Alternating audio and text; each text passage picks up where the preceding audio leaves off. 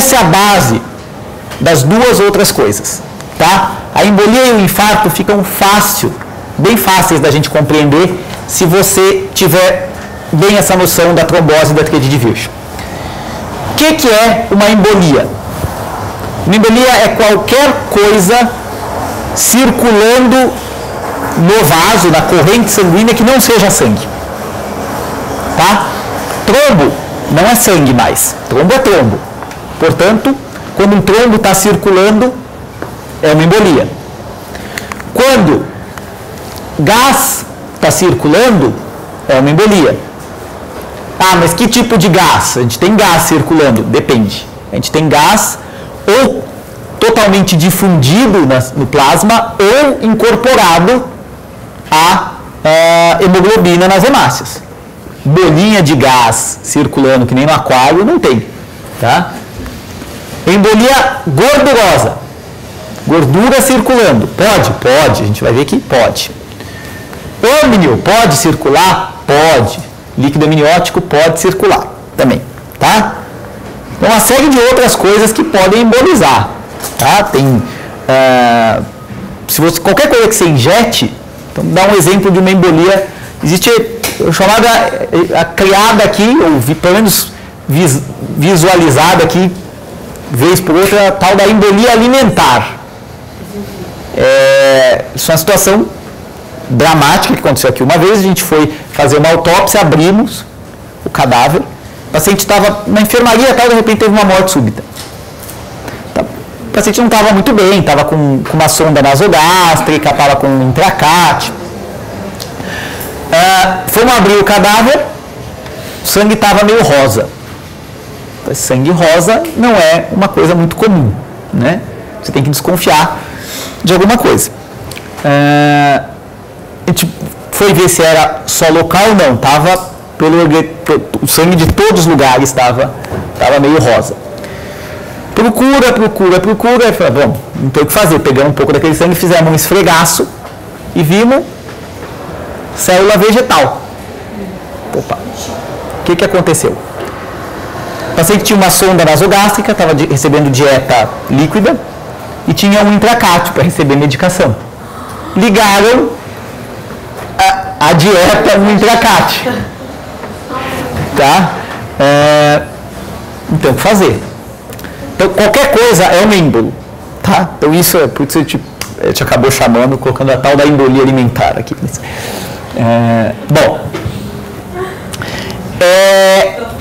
O tromboembolismo pulmonar tem um aspecto que é bem interessante. Quando eu estou falando de tromboembolismo, eu estou falando de um êmbolo, né, de alguma coisa circulando, que não é sangue, e essa coisa é um trombo. Ele se desprendeu de algum lugar. Tá? A principal causa de tromboembolismo pulmonar é trombose venosa profunda. Você forma uma trombose nas veias dos membros inferiores, pode acontecer em diversas situações, restrição ao leito acontece com pacientes que têm grandes cirurgias, pacientes que têm algum grau de deficiência neurológica, pacientes comatosos, tal. Pacientes que têm incompetência de válvulas venosas, etc. Esse trombo ele pode se desprender e toda vez que ele se desprende, ele vai parar na circulação pulmonar, certo? Necessariamente ele vai parar na circulação pulmonar?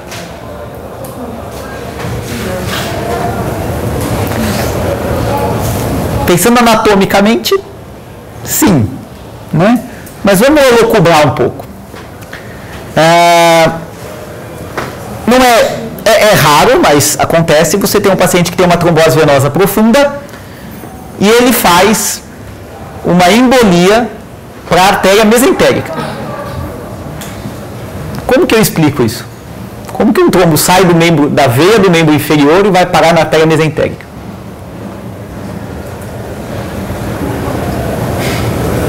Qual a explicação lógica disso?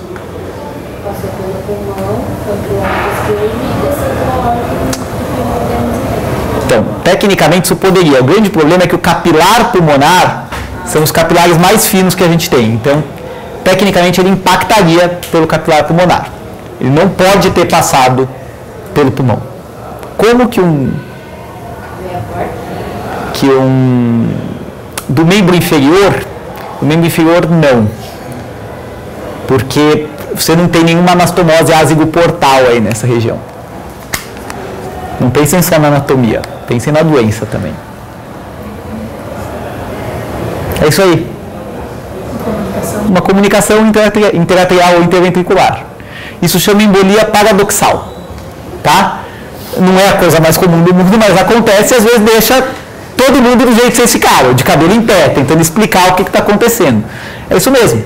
O indivíduo solta um êmbolo, tem um trombo lá, sai um êmbolo, isso cai no átrio direito, ou no ventrículo direito, ou no ventrículo direito, e por uma comunicação, seja atrial ou seja ventricular, isso passa para as câmaras esquerdas e aí pode embolizar em qualquer lugar da circulação sistêmica.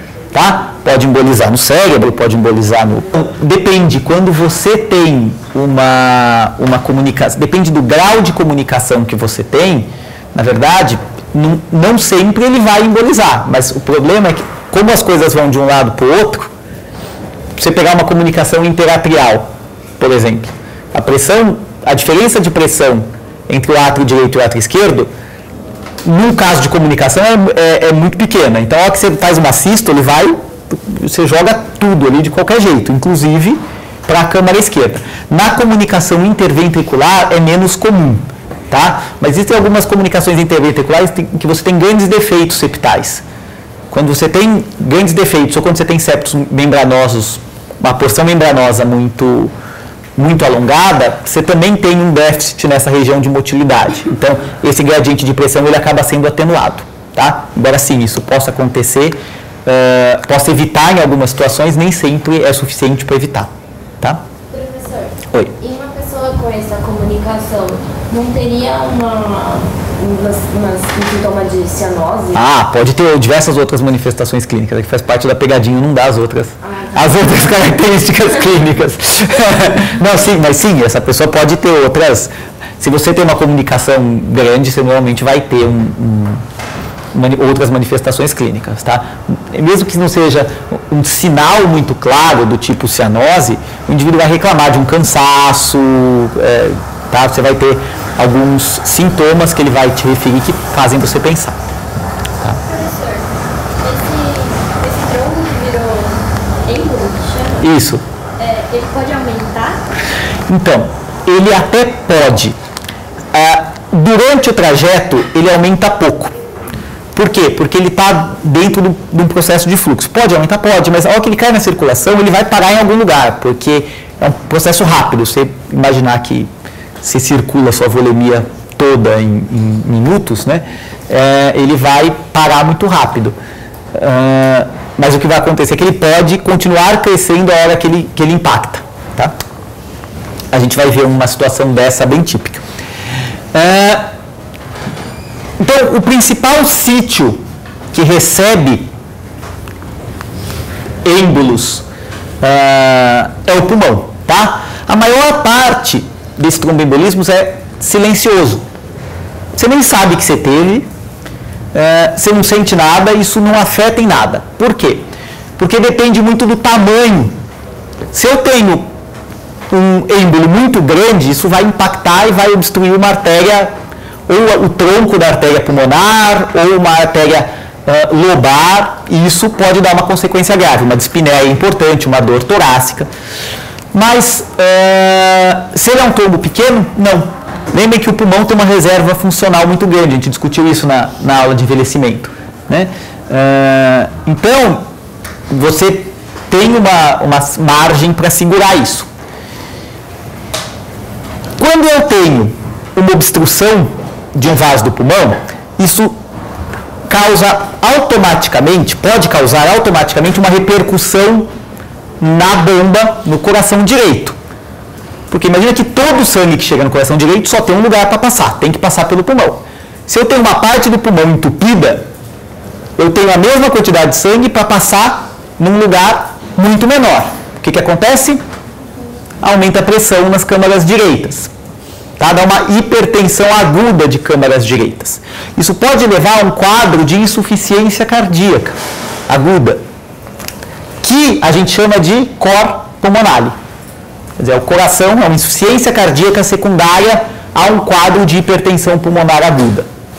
No caso aqui, pelo tromboembolismo. Outras coisas podem causar cor pulmonale, mas o tromboembolismo pulmonar grande, quando você tem mais de 60% de obstrução dos vasos, né, ou mais de 60% dos vasos obstruídos, é causa importante de cor pulmonale. Ele pode causar também um infarto pulmonar, dependendo do tamanho. Tá? Dependendo do tamanho das condições de circulação, embora o pulmão seja cheio de conexões vasculares e tenha ao auxílio da artéria brônquica, eu posso ter um processo de infarto pulmonar. O infarto que aqui é um infarto que a gente chama de hemorrágico. Tá? A gente vai ver isso daqui a pouco. E ele pode ter consequências tardias. Tá? Como redução da função pulmonar e coisa desse tipo.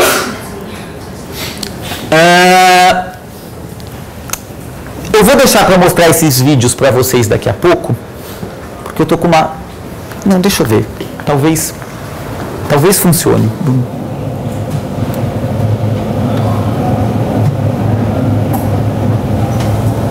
Ah, tá funcionando.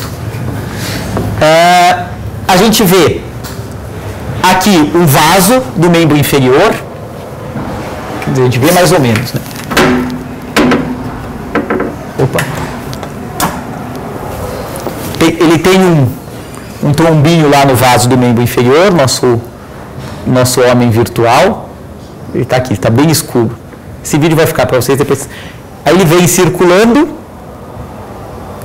passa no coração direito e vai impactar. Em que ramo ele vai impactar? Não sei. Depende do tamanho dele. Tá? E aí ele vai impactar, fazer um processo retrógrado. Deixa eu apagar aqui também. Nesse caso ele teve um infarto pulmonar, você pode ter um quadro de dispneia, taquipneia, tá?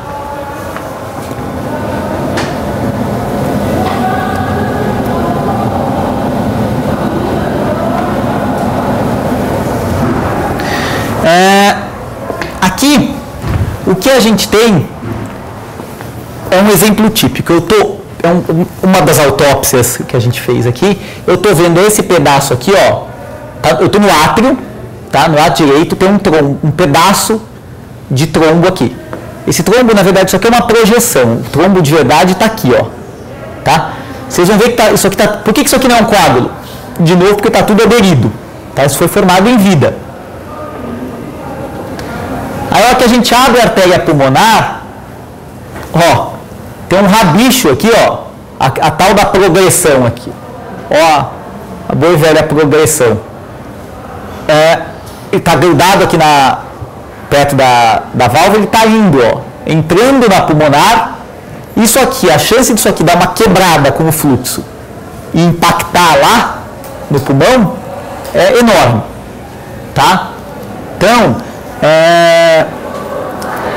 um monte de lugar pode dar origem a êmbolos. Tem algumas outras situações, como por exemplo o tromboembolismo sistêmico. O tromboembolismo sistêmico é aquele tromboembolismo que que o êmbolo sai e vai para impactar em alguma artéria da circulação sistêmica. 80% desses tromboembolismos têm origem, quer dizer, o trombo está localizado na cavidade cardíaca e aí eles soltam o êmbolo. Você pode ter trombos em outros vasos, um trombo na aorta, por exemplo, pode dar êmbolo para a circulação sistêmica? Pode. Mas é difícil eu ter um trombo grande na aorta, a menos que eu tenha um quadro de aneurisma. Em quadros de aneurisma de aorta, aí eu tenho uma trombose muito grande nessa região. Tá?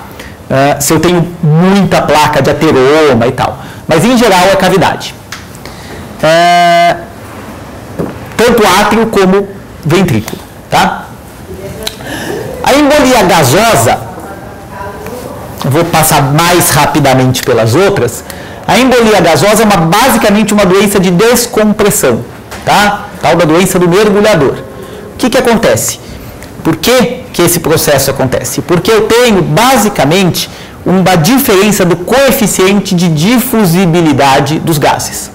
Quanto mais alta a pressão, mais os gases, componentes do ar normal, principalmente nitrogênio, são dissolvidos no plasma, ou nos líquidos, nos fluidos em geral. Então, quando o indivíduo mergulha, e ele vai para grandes profundidades, você tem um aumento muito grande de pressão, isso favorece a difusão dos gases. Os gases todos ficam, a quantidade de gás difundido no plasma é muito maior.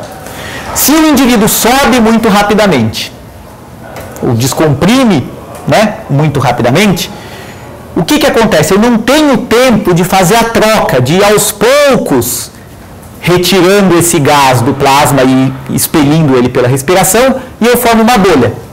E essa bolha não consegue mais ser difundida. Tá? Se ela não consegue ser difundida, ela vai ser empurrada até que ela entope um vaso. É a mesma coisa que acontece no sentido inverso se você está numa aeronave que é pressurizada, você está numa condição muito mais alta, que a pressão atmosférica é muito baixa. Se uma aeronave despressuriza, você forma embolia gasosa na hora. Por isso que, em caso de despressurização, máscaras de oxigênio cairão dos painéis superiores, tá?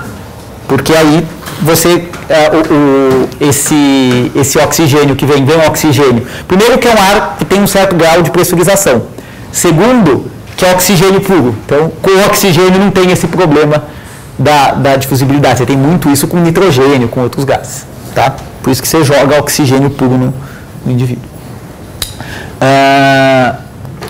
Por isso que tem gente que quando faz mergulho de alta profundidade, acaba preferindo fazer, em algumas situações, mergulho... Alguém aqui mergulha? Não. Mergulha com 100% de oxigênio no cilindro, em vez de mergulhar com ar, que é o que normalmente se faz, né? Você mergulha com alto teor de oxigênio. Clinicamente, o que acontece? Você pode ter dor em músculos e articulações, você ficar formando um monte de microbolhas, né? Isso aqui, por isso você não forma uma bolha só, você forma um monte de microbolhas. E obstrução de fluxo em diversos locais, mas o mais grave para a gente aqui é o sistema nervoso. Ó. Vocês podem ver aqui essa área mais escura, na tomografia é uma área de isquemia, porque provavelmente um vaso aqui, um raminho da cerebral média foi obstruído pelo êmbolo gasoso. Aqui a gente tem também, ó, então isso aqui é a calça da aorta, você vê aqui, ó, uma bolinha, uma imagem negativa, que essa bolinha é uma bolinha de ar que está ali, tá? Embolia gordurosa, tem um artigo interessante de revisão que está para vocês lá no CISLAU, tá? Vale a pena a gente dizer que ele tem relação com grandes fraturas e politrauma, principalmente fraturas de ossos longos, porque eu tenho a região medular do osso, ela é vascularizada, mas ela tem uma particularidade de vascularização. Os vasos chegam muito até as epífises, né? Quando eu tenho uma fratura, parte dessa gordura da medula óssea pode entrar em alguns vasos, porque quando eu tenho grandes fraturas, inclusive esse osso lesa vasos próximos ali. Essa gordura pode entrar e embolizar, tá? Em 10 a 15% dos casos elas são fatais e também é uma característica de múltiplos êmbolos. Então eu posso ter insuficiência respiratória, sintomas neurológicos pela própria interação, o tecido adiposo ele pode ter um efeito tóxico na interação com outros tecidos, tá? Embolia de líquido amniótico é uma situação rara, mas de alta mortalidade, tá? O que acontece? Às vezes, em algumas condições, na hora do parto, o que você tem é uma ruptura grande de vasos. Se você tem ruptura de vasos uterinos que levam para a placenta, o líquido amniótico pode entrar nesses vasos e embolizar. É isso aqui, ó. Qual o problema do líquido amniótico? O que é líquido amniótico? Gente, É xixi de bebê com resto de queratina, basicamente. Tá? A criança passa 9 meses descamando. Se vocês quiserem saber o que é isso, é muito simples. Vocês ficam uns 9 meses sem tomar banho, assim, ou debaixo da água. E ver quanto que você descama nessa brincadeira. Imagina se você tiver que crescer, trocando pele, etc. Tá? E aí você vai bebendo isso, fazendo xixi ali, e é isso que vai cair na corrente sanguínea da mãe. Tá?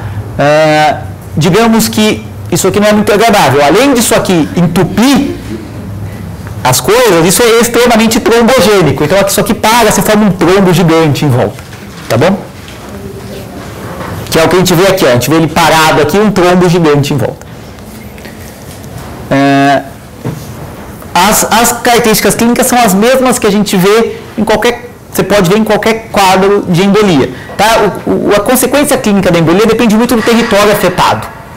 Então, nesse caso, você pode ter dispneia, no caso do pulmão, cianose e choque. Esse aqui é só um exemplo para mostrar para vocês, ó, uma embolia gordurosa. Olha a gordura aqui, as bolinhas de gordura. Deu até medula óssea junto, uma fratura de osso longo. Isso aqui é célula hematopoética, entupindo um vasinho pulmonar. Tá? Só para a gente terminar, uma palavra bem breve sobre os infartos, que é a consequência, na verdade, da obstrução total do fluxo sanguíneo. A gente já viu quando a gente falou de necrose, né, a gente discutiu um pouco disso, do mecanismo pelo qual isso acontece, portanto eu não vou entrar em detalhes nesse momento, porque vocês podem voltar lá e reassistir o pedacinho de necrose da primeira aula do curso. Mas o que chama atenção aqui, o que eu quero trazer é quais são os mecanismos que podem levar a infarto. O mais comum é trombose e embolia. Uma placa de ateroma rompeu, fez um trombo ali em cima, impediu o fluxo, isquemiou e fez necrose, fez um infarto. Ou um trombo cardíaco soltou um êmbolo, foi lá, ocluiu o vaso e infartou. Mas eu posso ter outras situações, como vasoespasmo. Tá? A boa e velha morte do torcedor corintiano. Né? O cara é sofredor, tá lá e vê o Corinthians ganhar a final da Libertadores. Ele fica tão emocionado, a coronária fecha, ele crava ali. Agora ele pode ficar tranquilo porque o Rosenberg disse que vai criar um cemitério só para corintianos, lá no ABC e tal. Então, os caras não tem mais o que inventar. Então, tudo bem, então ele vai para um lugar feliz, junto com os amigos dele e tal. Mas, o cara teve um vasoespasmo. Ele não tem necessariamente placa de ateroma, nada, mas, frente a uma descarga adrenérgica muito grande, o indivíduo, se ele tem uma demanda muito grande do miocárdio, o vasoespasmo pode ainda ser pior. Tá? Então, o paciente que não tem aterosclerose, mas tem uma baita hipertensão, uma hipertrofia muscular muito grande, uma demanda grande, tá? Se ele tem um vasoespasmo, isso pode comprometer significativamente a irrigação miocárdica. Tá? A outra coisa que pode acontecer é compressão vascular. Por quê? Qualquer coisa. Eu tenho uma massa, imagina que eu tenho uma massa abdominal, um tumor crescendo ali, ele comprime vaso. Se ele comprime, pode gerar um infarto associado. Ou torção vascular. Tá? Aqui é um exemplo de um testículo depois de uma torção testicular. Tá? Você teve uma torção em volta do pedículo, o que acontece? Fez um infarto, isso aqui está preto, está necrótico. Tá? Dói, isso dói, tá diabo. Do mesmo jeito que torção ovariana também acontece. São órgãos que as gônadas, como característica, elas estão meio soltas, né? Tanto o ovário dentro da cavidade peritoneal está preso só pelo pedículo da tuba, né? E pelos paramétrios. Então é tudo tecido conjuntivo que está segurando. Então torcer não é muito difícil, tá? E nesses casos, como você tem infarto, você tem uma necrose, você tem que tirar, né? Não tem o que fazer. Opa, passei o videozinho. Então, mas o principal mecanismo de longe é o processo de trombose e embolia, tá? Então a gente vê na circulação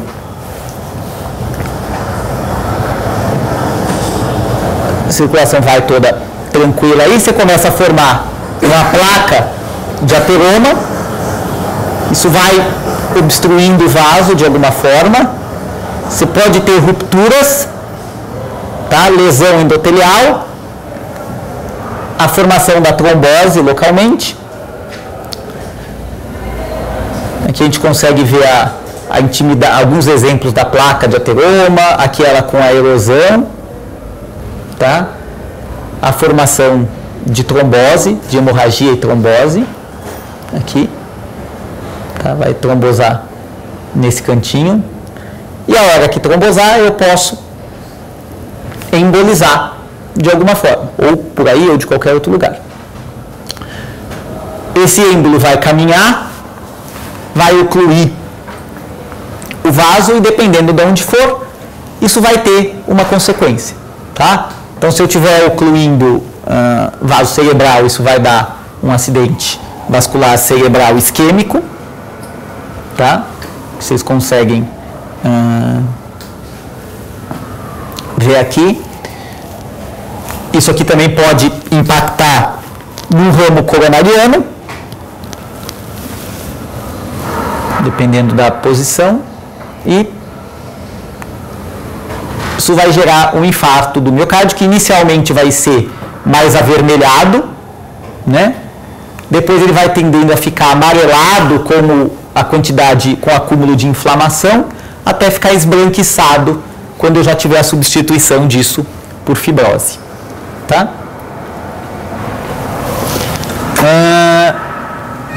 A gente categoriza do ponto de vista morfológico o infarto em dois tipos, o infarto branco e o infarto vermelho, tá?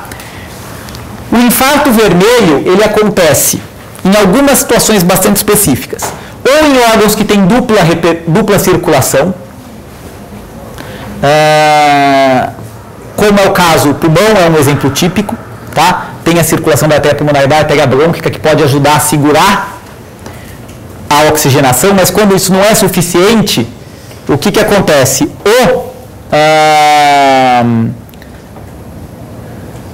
O tecido ele morre, mas eu continuo tendo o fluxo da artéria brônquica, então ele começa a extravasar o sangue dentro daquele tecido.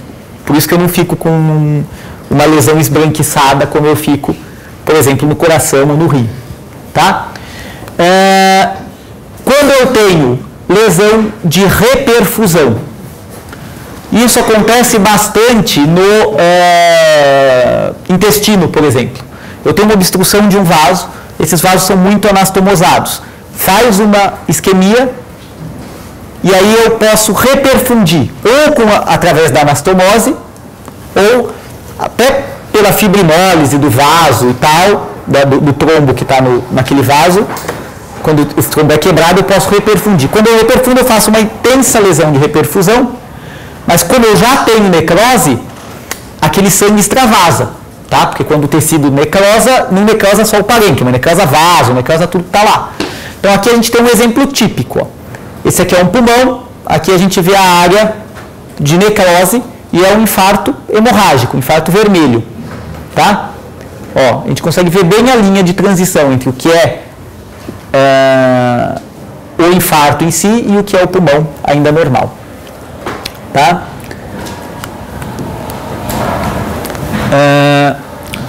O infarto branco, por sua vez, é aquele que a gente chama do infarto das circulações terminais. Fígado, coração, rim, pâncreas, tá? Baço. O fígado tem uma particularidade, tá, gente? O fígado, ele tem dupla circulação, tem via porta e via hepática, ele pode ter infarto hemorrágico, depende da situação. Ele é o órgão mais difícil de você dizer, ele pode ter as duas coisas, tá? Pode ter necrose só branca ou um infarto vermelho, dependendo da situação e do motivo, na verdade, da necrose. E essa é uma imagem que mostra bem as fases de evolução desse infarto branco, tá? Quando ele é bem agudo, eu tenho primeiro uma hiperemia na região, ele fica mais vinhoso, depois ele empalidece e fica com um halo mais escurecido. Isso porque eu não tenho sangue chegando aqui, tá? Isso está branco, está pálido porque não tem sangue. Depois de um tempo, se eu reperfundir isso aqui, o que acontece? Fica vermelho. Tá? Se eu reperfundir, eu posso ter lesão de reperfusão e o sangue extravasar. Mas pensando que eu não vou reperfundir, com o tempo, essa lesão celular vai soltar moléculas pró-inflamatórias e eu vou ter uma inflamação local. Essa inflamação local, em alguns dias, vai fazer com que eu tenha recrutamento de neutrófilos, que vão acabar de destruir essas células. Tá? Por isso que fica amarelado. Fica uma cor que é o pus mesmo, mas não é tão líquido como o pus, porque aqui eu ainda tenho toda a estrutura em volta. Os neutrófilos estão inflamando e destruindo isso aqui de uma forma relativamente controlada.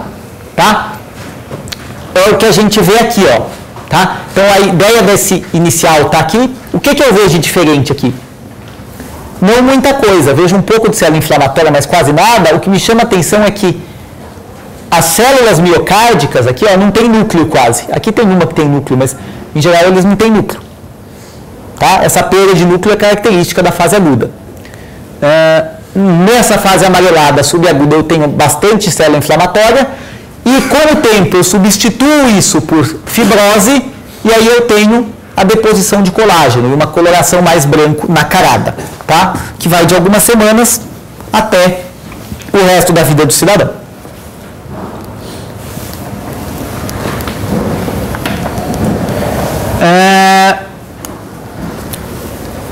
Só para vocês não saírem com a ideia de que infarto sempre acontece, é tudo desse jeito, o infarto ele pode ser muito variável. E ele depende de diversas coisas. Tipo de suprimento vascular, como a gente já viu. Tamanho do vaso. Se eu obstruir um vaso pequeno, não necessariamente isso vai levar a um infarto. Tá? Às vezes, a própria circulação colateral do indivíduo vai conseguir dar conta. Tempo de desenvolvimento dessa oclusão. Uma placa de ateroma que vai crescendo aos poucos possibilita a formação de circulação colateral, porque você vai tendo isquemias leves antes de ter um quadro agudo. Por isso que na maioria das vezes o paciente que tem doença coronariana, que tem aterosclerose coronária, ele não infarta porque a placa está grande, ele infarta porque a placa instabilizou, teve uma lesão endotelial e trombosou em cima. Então você tem um evento agudo. Tá? Os eventos crônicos, em geral, acabam sendo cuidados com mecanismos adaptativos.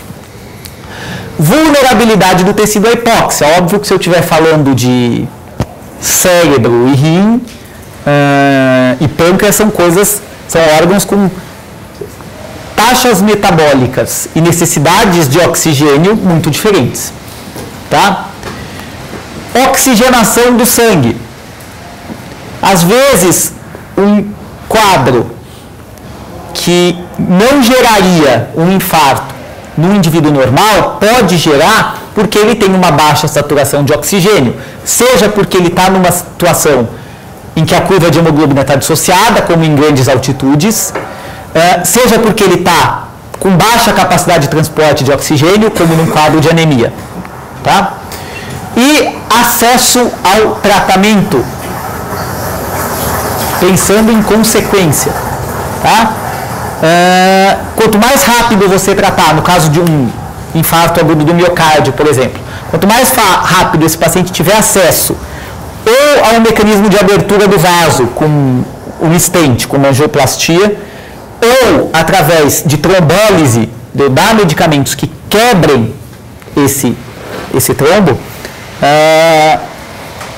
menores vão ser as sequelas e consequências para esse indivíduo.